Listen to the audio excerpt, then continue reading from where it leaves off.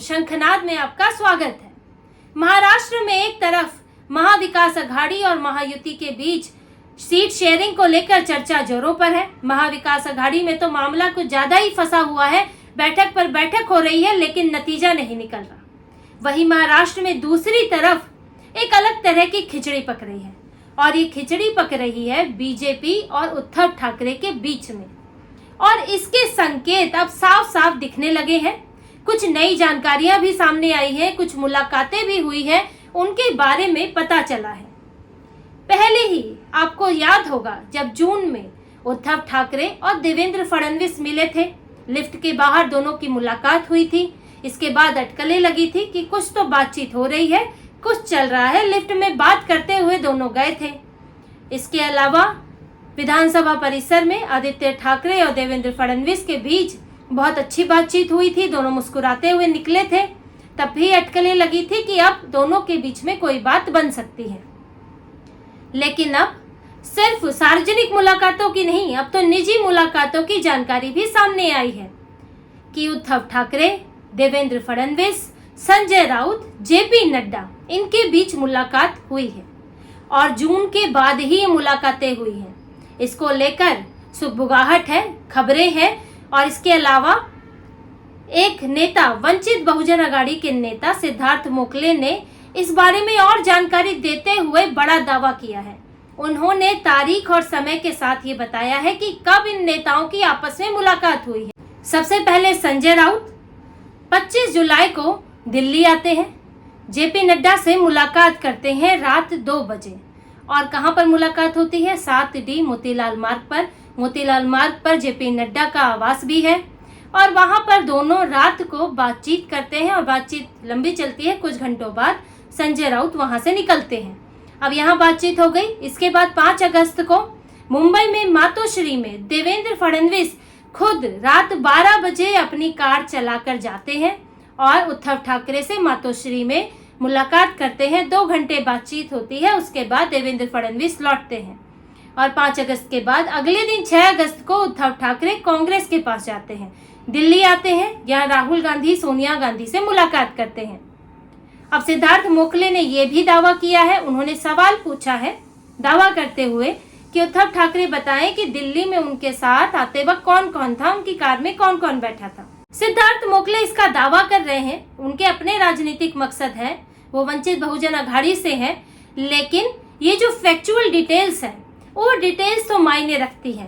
भले ही उनका इस्तेमाल किस तरह से कौन कर रहा है अलग बात है, लेकिन जब इतनी डिटेल में जानकारी दी गई है और ये इस तरह की खबरें हैं तो यानी कि कुछ तो मुलाकातें, कुछ तो हुआ है। और देखिए, जब सिद्धार्थ मोकले के दावे पर ना उद्धव ठाकरे ने इनकार किया है, ना ही देवेंद्र फडणवीस ने कोई इनकार किया है, ना बीजेपी इससे मना कर रही है कि मुलाकात हुई थी, ना ही शिवसेना यूबीटी मना कर रही है, ना ही ये कहा जा रहा है कि भाई ऐसी कोई मुलाकात नहीं हुई। अगर किसी ने ये कहा है तो वो जाकर सबूत लेकर आए।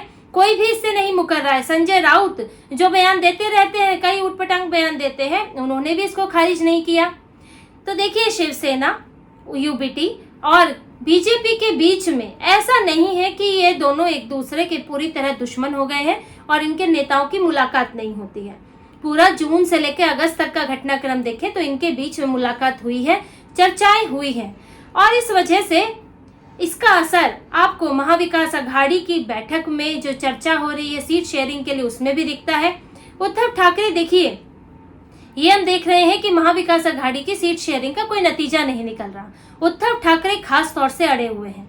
उन्होंने पहले ही सीएम चेहरे के लिए मांग करनी शुरू कर दी थी, अभी भी वो इस बात पर अड़े हैं। और इसके अलावा सीट शेयरिंग को लेकर भी मामला फंसा है। बैठक पर बैठक हो रही है, अगस्त से बैठक चल रही है, फिर सितंबर के अंत में भी ये अगस्त के अंत में भी बैठक हुई थी जिसमें कहा गया था कि अब तो लगभग फाइनल हो जाएगा, लेकिन वो भी नहीं हुआ।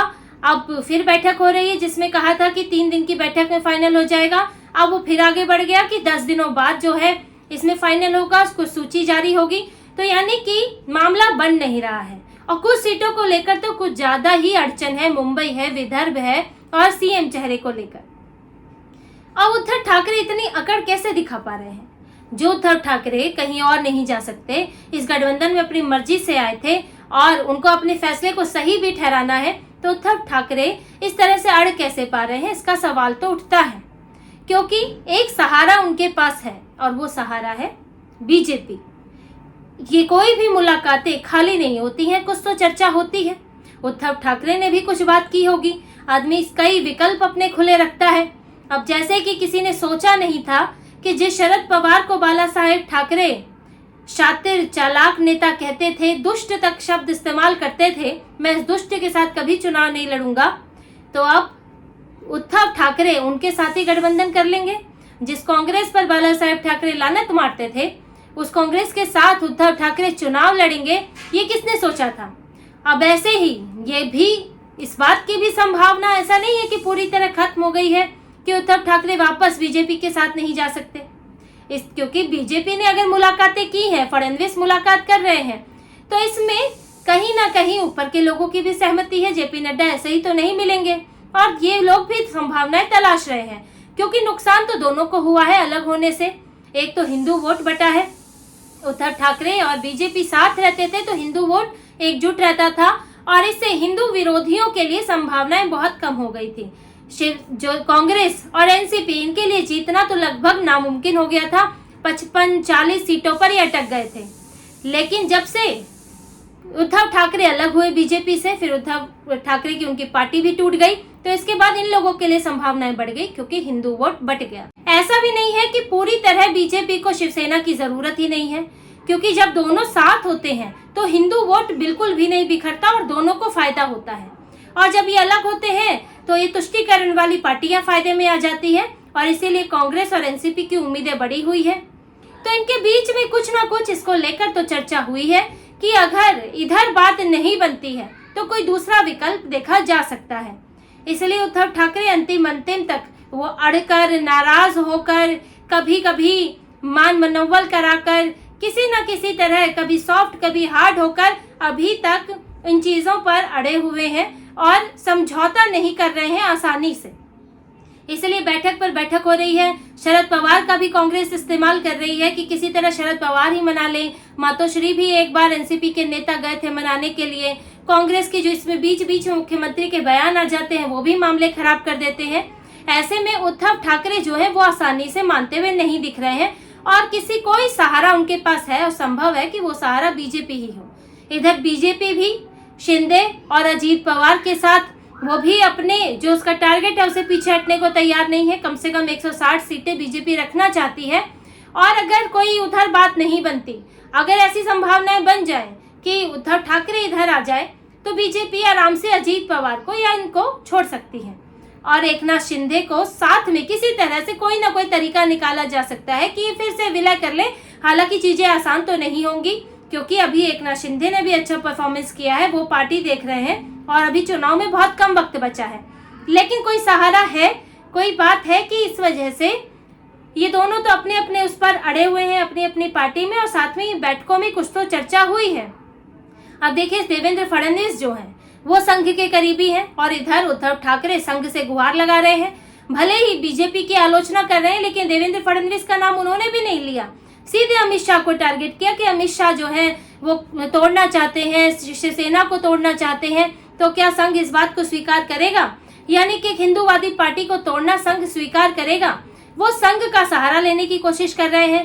देवेंद्र फडणवीस भी संघ के करीबी हैं और कितना भी पिछली बार चाहे जो भी स्थितियां बनी, देवेंद्र फडणवीस को लोकसभा में खराब प्रदर्शन के बावजूद भी जो केंद्र से बीजेपी ने उनके ऊपर भरोसा खत्म नहीं किया, उनको फिर भी वही उनकी जगह बनी हुई है महाराष्ट्र बीजेपी में। और इधर से उद्धव ठाकरे भी संघ की तरफ रुख कर रहे हैं। तो ऐसा नहीं कहा जा सकता कि सब कुछ शून्यता की स्थिति में हो रहा है।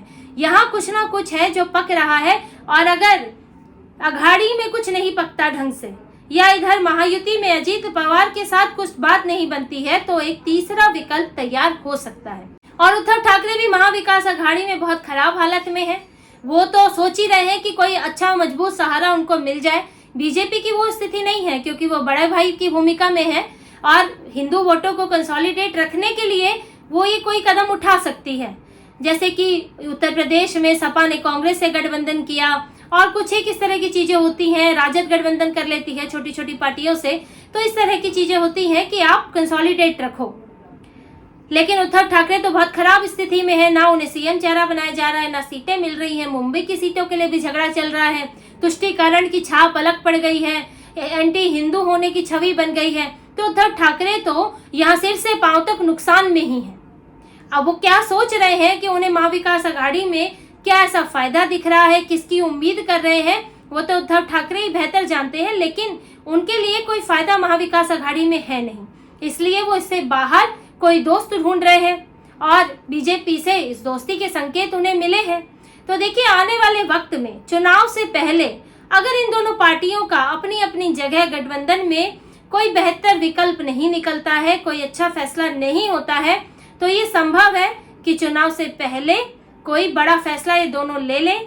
क्योंकि देखिए, ये बैठकों से तो इनकार नहीं किया जा सकता, क्योंकि बहुत डिटेल में जानकारी सामने आई है और हो सकता है कि ऐसी और बैठकें हुई हों जिनके बारे में बाहर सार्वजनिक तौर पर ना पता चला हो। इन बैठकों में जो हुआ है वो आने वाले चुनाव के लिए, इनके फैसलों के लिए एक बड़ा संकेत देता है। तो इसी तरह की और खबरें और विश्लेषण आपके लिए लाते रहेंगे। हमसे जुड़े रहिए, सब्सक्राइब कीजिए, कमेंट कीजिए।